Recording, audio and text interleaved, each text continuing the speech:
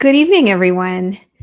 I am so excited today because I'm going to be sharing with you a real life example of a client that I helped go from not getting any interviews at the director level to having conversations all the way at the SVP level without having to apply to 100 jobs. He literally only applied to 6 jobs after working with me. And he already has progressed to the very final rounds of the interview. Finger crossed. I hope that it converts. But like I always tell my clients, if it's meant to be, it's going to happen. So this is going to be off the cuff because honestly, there's nothing to rehearse here. This is an actual client that I've been working with, an amazing client, I have to add. And so all I'm sharing is the behind the scenes of how I help this client because I suspect that if you're watching this and the algorithm has sent you to me, it is because you are in an executive role, whether you're a director or a VP. And hey, even if you are not in an executive role and you're a senior professional, but you have an itch for more, you feel stagnant in your career, there could be many reasons why you want to leave, whether it's being frustrated because you've been up for a promotion, they keep promising you and it's never happening. Maybe you're in a toxic culture where you're not getting along with your boss and you don't want to be in an environment where you constantly have to butt heads with your boss and justify every single decision that you're making. It could be that your company has gone through a reorg.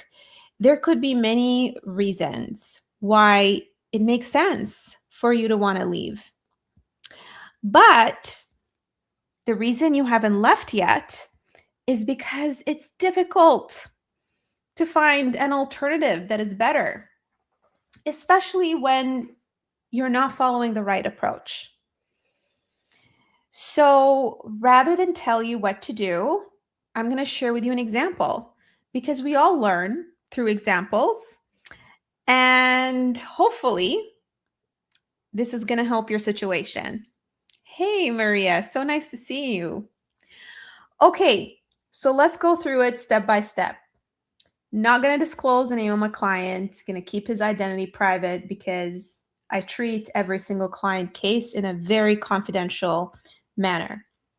So, with this client, first of all, he's absolutely fabulous. He has an amazing background. He has a consulting background. He worked at companies like Dell.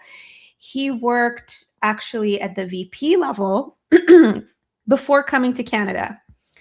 And this is often what I see with a lot of professionals. They are at higher level roles outside of Canada. They come to Canada, and because they have to adapt to the culture, they don't have the guidance in terms of how to navigate the job market. Or when you're coming from another country to another, or even moving cities, you lose your connections and network, right? So he felt like he had to start from zero. And obviously, you have to pay the bills. So he took any job. Then what happened was he pivoted to academia for a little while. He was in product and he was a product leader. And then he pivoted to academia. Now, there are a couple of things that were going against him, right? One of them obviously is not having the network, but the second one is actually not having clear titles. And I see that often with a lot of professionals. I don't know what it is about organizations. How do they come up with these labels? Oh my goodness, why do you make it so difficult for someone on the outside to understand what you actually do? Why not just call the name of your role the same universal name that everyone understands? Of course, they're not going to make it easy. The other complication is that sometimes the roles are collapsed.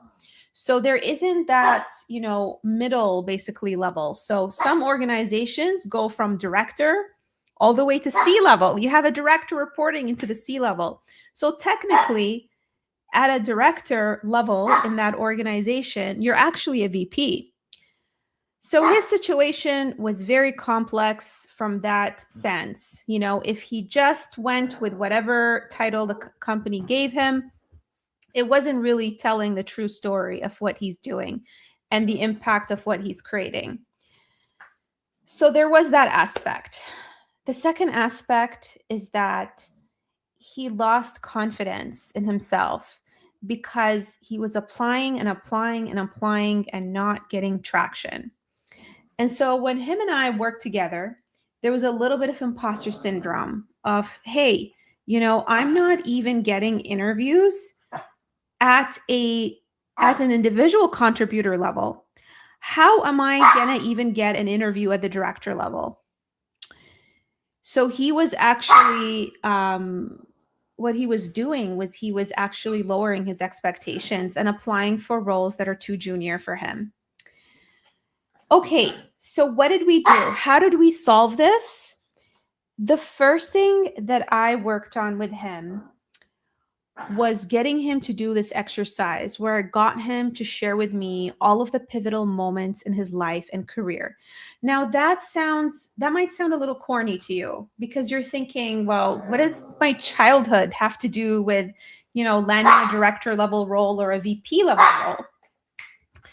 And it has to do, it makes a huge difference because I'll tell you something.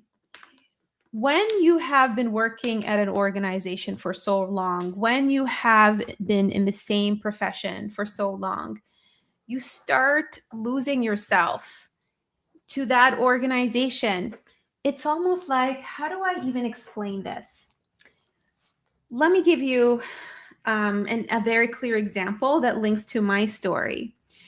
So in 2024, at that point, I think I was 4 years into my career coaching practice. And all I knew in terms of my professional identity was that I was a career coach. That's all I felt I was, even though I was skilled at many things. Like, one of my superpowers is copywriting, storytelling, helping my clients with their communication, helping, people figure out their zone of genius, right? But all I can think of is I'm just a career coach and I didn't know what else to do. So I wanted to take a break from career coaching, and like you all, I wanted to find a job, but I had no idea how to translate my gifts to something that's out there. It was a very scary time for me, I will tell you. And so what I needed to do was to go back to the drawing board, just like I do with my clients, and forget about the title. Forget about the box that I put myself in, that I created for myself, the stereotype that people were basically perceiving, and forget all of that. And so that's what I did with this client is I told them, listen, forget that you were, an instructor at a university at some point. Forget that your title was in customer success. I want to know, what is it that you actually did in all of these organizations? Who are you working with? Who are you talking to? Tell me all the stories. Tell me about all these conversations that you had. And when we went into that depth thoroughly, and we started seeing the patterns of the moments that got him excited in his career, it was insane because this guy was painting this perception that he was a customer experience guy. But then when we got to the bottom of it, he was actually a product guy. And I was like, dude, when I looked at your LinkedIn profile and your resume, I would have never suspected that you were a product guy or that you were more on the technical side, because you've been telling the story of how you're a customer experience guy because that's the title that your organization gave you. That's the identity that your company forced you to basically wear. It actually reminds me of when I was in consulting too. For a period of time, I thought that what I was good at was only based on the projects that my company assigned me to. And the truth is, just because you're good at something doesn't mean that you enjoy it. And just because you've only gotten exposure to certain things that your organization gave you doesn't mean that you don't have other areas of mastery.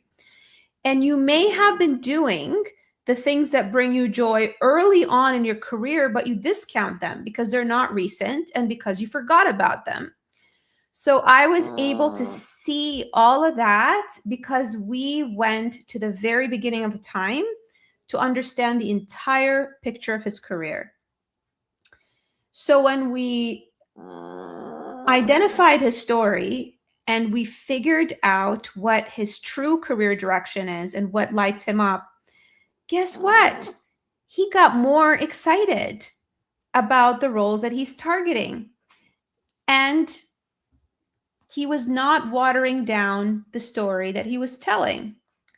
Now, I want to show you a tool that I've actually developed that, this client told me was extremely helpful when we've been tackling this. And let me just do a screen share here. So, where is this? Yeah, so I actually developed a custom GPT with practically all of my IP poured into it. I have literally taken hundreds of coaching calls to be able to determine what are the questions that I ask my clients that unlock their memory and help them articulate what they've done. Because it's very difficult to remember what you've done, right? So there are a lot of prompts that I ask, my clients that helps them trigger their memory and gets them to go deeper into what they've done. Like, okay, great. You worked on this initiative. You led this initiative. Give me the specifics. How big was it? What was the scale of the initiatives? Who did you work with? Who did you partner with? Right? It's just so much easier when you have someone who's asking you all the right questions in order to elicit what you have done in your career. So the way it works, and I'm going to demonstrate it. Let me find a VP of product role. See if I can find one. Okay, well, let's just take this one. Or no, let's take this one. Chief Product Officer. Isn't it funny how they classify roles? Chief Product Officer / VP of Product. I mean, guys, make up your mind. So confusing. Anyway, this is why when I work with my clients, we never look at titles. We look at the substance. Of course, this is asking me to log in now and annoying me, but it's okay. Oh my God, we're not doing this. Let's find another job posting. Okay, so I'm going to copy this job posting and I'm going to put it into my tool in order to demonstrate how smart this custom GPT is. My clients freak out and they tell me that the GPT sounds like you because I've literally, fed it my information, my systems in the back end. So when we go through the exercise with my clients to identify their career direction, what we end up doing in the end is making a decision. I basically, based on all the information that they give me, I shortlist options for them.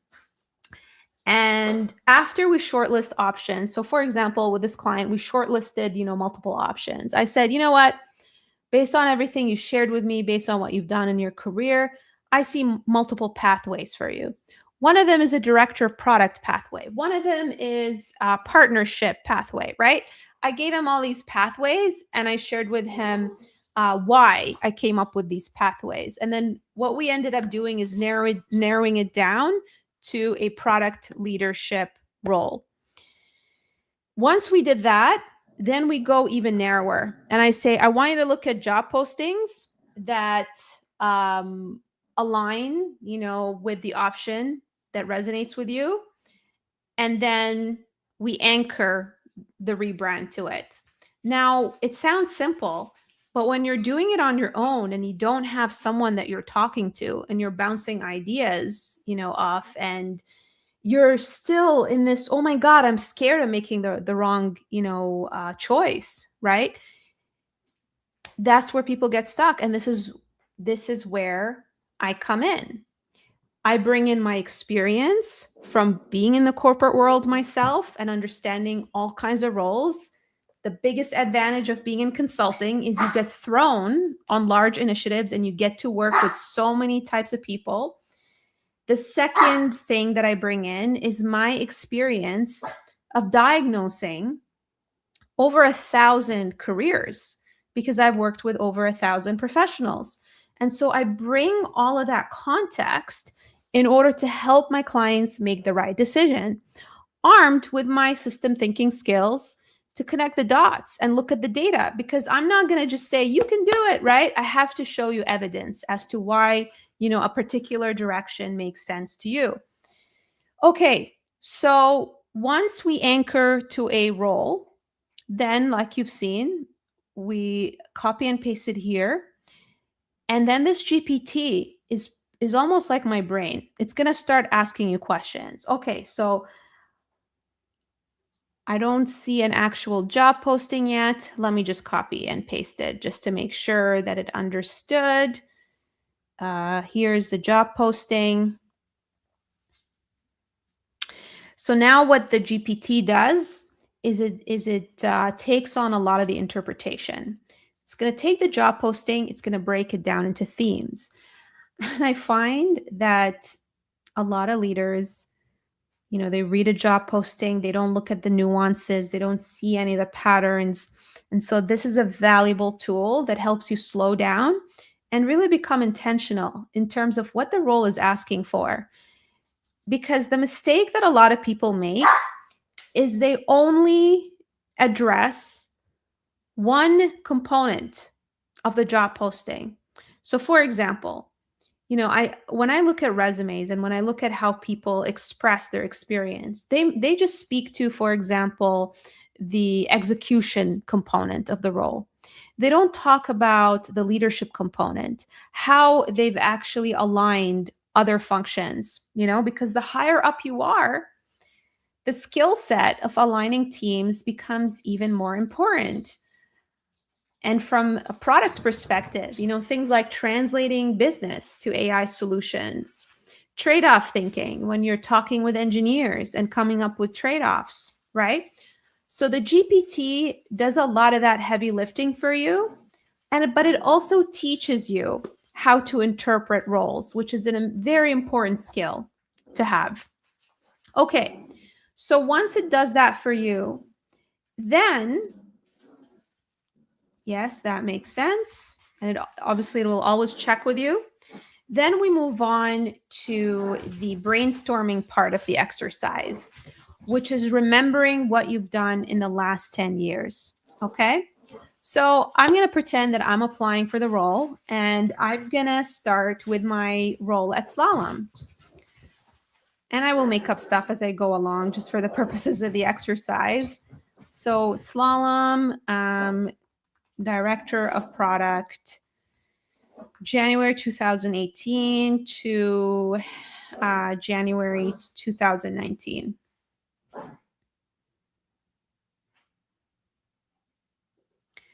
Great. I just want to make sure that you guys are actually seeing what this GPT is doing. Very good. Okay, so the next question. What was the main product, program, or initiative you were working on in that role at Slalom? I was working on Cheetah Digital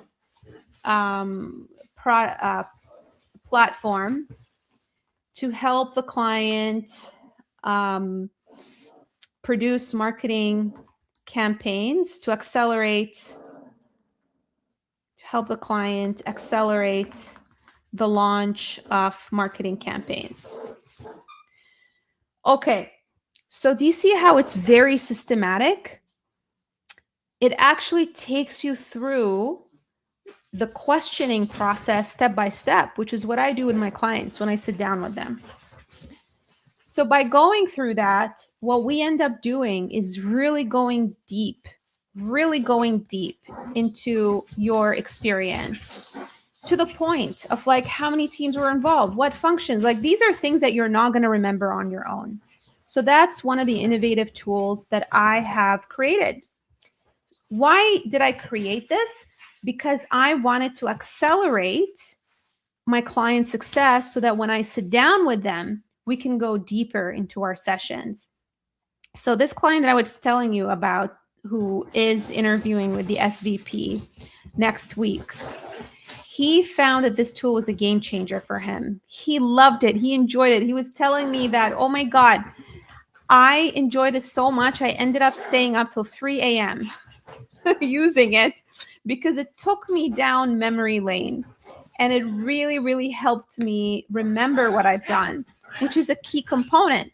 Because as you know, garbage in, garbage out. And I often see this from people who come to me after hiring a resume writer.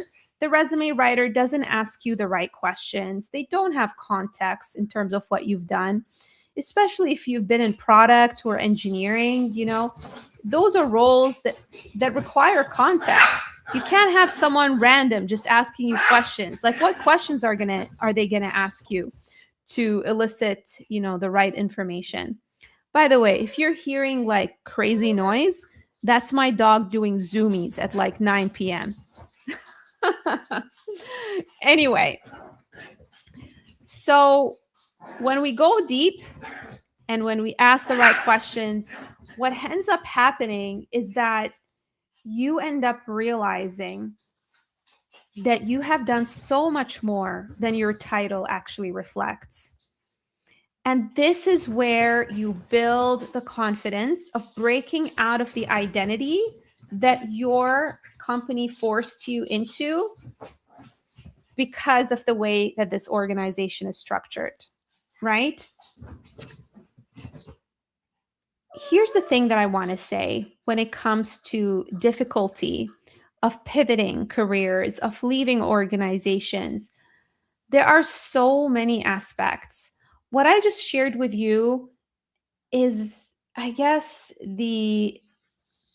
how do I say this? The process of how you would go about it. It's like working with a doctor. They create a treatment plan for you, right? We all know this. Exercise more, get enough sleep, eat the right food, all of the things that are pragmatic, right? But then there's the aspect of you are a human being. You know what you need to do. But who wants to eat vegetables with every meal? Like, is it really going to come from you that you want that you have that desire? I mean, how many of you would go out of their way and eat vegetables? Maybe some of you love vegetables, but I'll be honest, I don't. If it was up to me, I'd eat ice cream every day. I'd eat ice cream with every meal. That's what I would naturally crave. And so there is that aspect of willpower that you need to have in order to execute on a plan correctly. And when you're on your own, it's very difficult to find that willpower. It's very difficult to actually feel motivated to want to eat your vegetables and to want to exercise. And the thing about a job search, it's actually no different. Yes, there's an element of you need to understand the approach. And arguably, I will tell you that 90% of people who reach out to me, they don't follow the right approach, whether they logically know the right approach or they've been fed by the industry the wrong approach and the wrong focus, such as, hey, you need to optimize for the application tracking system. Hey, you need to apply to X, Y, and Z. The other thing that I wanted to say is a lot of the tactics that are put out there are more for junior people in their career. They're more for like maybe mid-level individual contributors. These strategies do not work if you're at the director level and above. Applying to 100 jobs doesn't work when you're at the director level and above. Cold applying on its own and doing absolutely nothing in this market also doesn't work if you're at the director level and above. Spamming people and sending them cold messages and cold emails also doesn't work when you're at the director level and above. I mean, think about it. I'm sure that some of you get these unsolicited emails. Does your heart beat faster and get excited when you see that in your inbox? You're probably like, oh my God, who's trying to sell me something this time? Right? We don't enjoy having strangers coming on our doorstep and asking for a favor. So, why are we following this ridiculous advice that, if I'm going to be honest with you, doesn't truly move the needle? This is like saying to a diabetic person, if you add an extra carrot to your diet, you're going to lose weight. No, you're not going to lose weight, because the root cause of your issue is not that you're not eating enough carrots. The root cause of your issue is that you feel depressed, you feel demotivated, you have so much stress in your life that you're stress eating. So, what are you going to solve? Are you going to solve by doing the tactical things that move the needle, or are you going to find the root cause and solve it? And I will tell you, after doing this 1,000 times with all kinds of professionals in different industries, I'm talking people who navigate career transitions because they're moving from one country to another. I'm talking about people who are trying to move up, but they don't have the title, whether it's director to VP, VP to CPO, or individual contributor to director, whether it is someone who is trying to change industries. It's always the same. The root cause of the challenge is that you are going from one professional identity to another. Because you haven't been in that new identity yet, you have trouble expressing yourself. You're expressing yourself as the old identity. Okay? And so that is the root cause. And then the biggest root cause is the demotivation. Because when you are a place in your career where you're not happy, it puts you in a state of imposter syndrome. It makes you not think clearly. It makes you feel terrified to go after the unknown, because you keep telling yourself that you're not good enough. So how do we solve this? You don't solve this by talking to ChatGPT. You don't solve this by hiring a resume writer who basically treats you like a commodity and just, takes your experience and shuffles it like Lego. You need to immerse yourself emotionally in a support system. And this is why I design my program the way it is. I curate the best leaders out there who want to actually up-level and are not just in it for the money. I put them together. I guide them through this journey. They have direct access to me, each person. I mean, gosh, what I'll tell you is this client has direct access to my phone.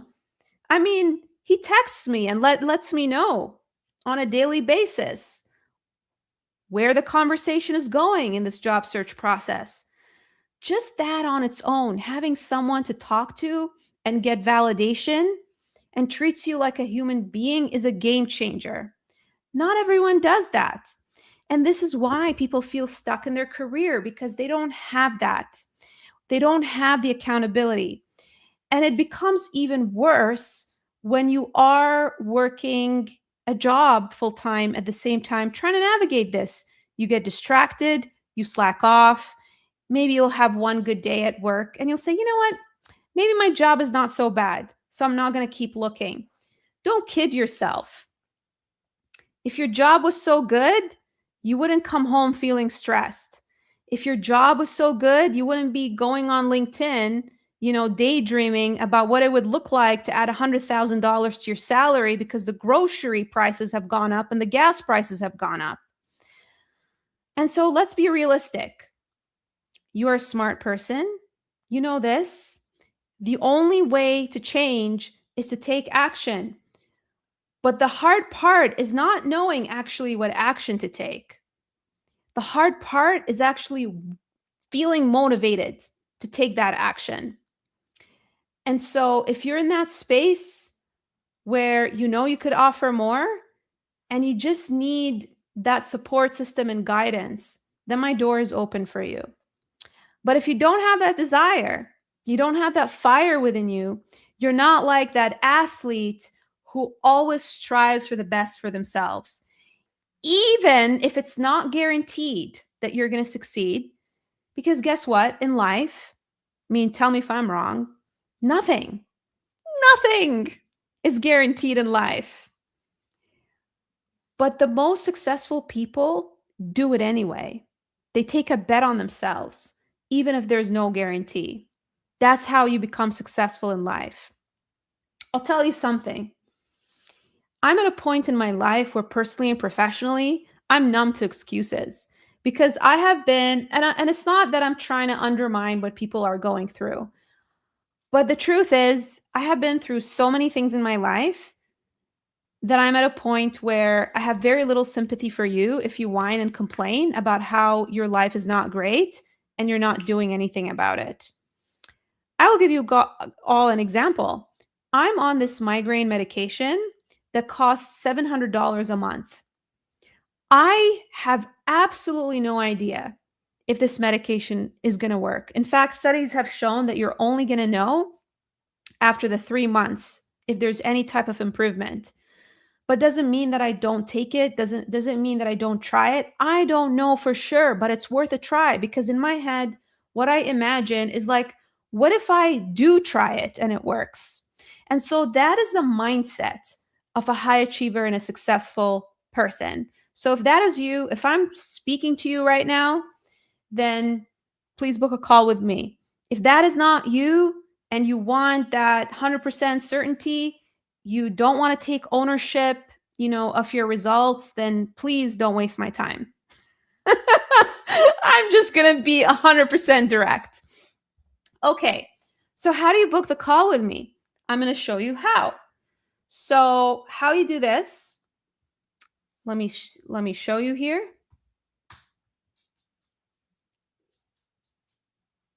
Let's see if I can share my screen. Well, actually, I'm going to take you all the way from the beginning because LinkedIn doesn't make it super easy and obvious. I'm going to show you where to find the booking button on my LinkedIn profile. So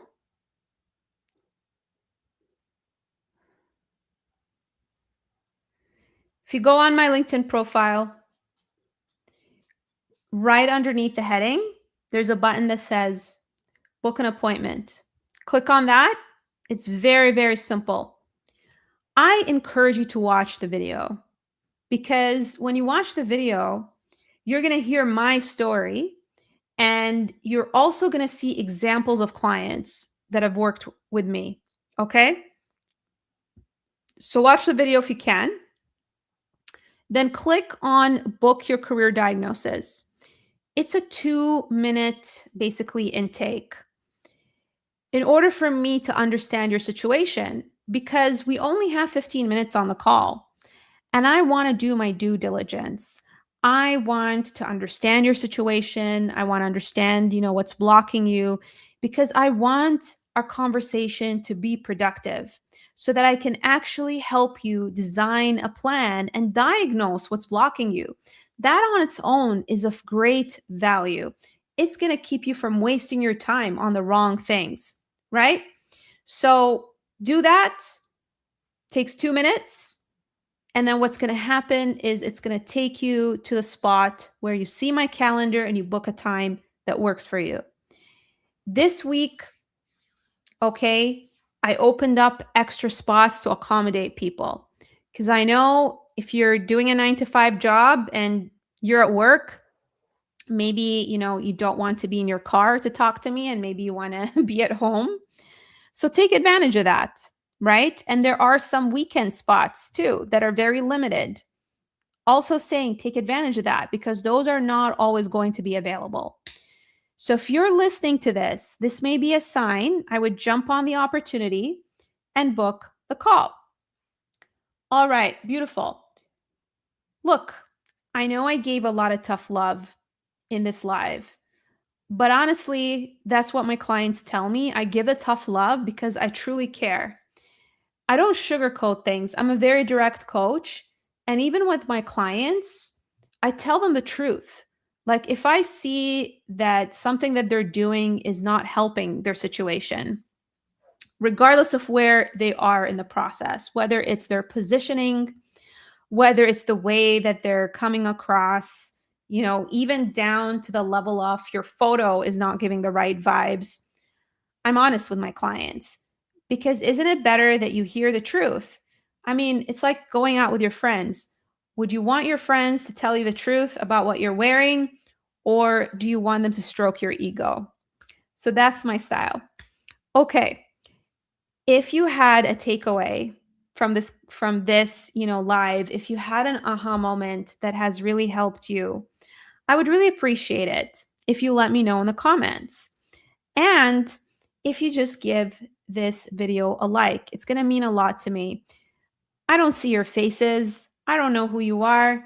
It's motivating for me to actually see that people are viewing my videos and they're benefiting from them. And if you have a friend or a coworker that you know could benefit from this, then feel free to repost this video. It's very simple to repost. You're going to see like a button at the bottom that says repost, and you can click on it. I hope that you enjoyed this video. I hope that you learned a lot. I know that there's a lot of noise about how the market is bad, but I truly believe that we are in a very weird time that can feel emotionally taxing. We are flooded with a lot of information. It feels like the market is saturated because the barrier to entry has been lowered due to AI, right? And I think that everyone deserves to not feel alone in this process. And what I've strived to create is to create a community where people feel like they belong, where they're not alone, where they're feeling supported. And so I hope that you enjoyed this, and I hope you have a wonderful rest of your night. Thank you so much for listening.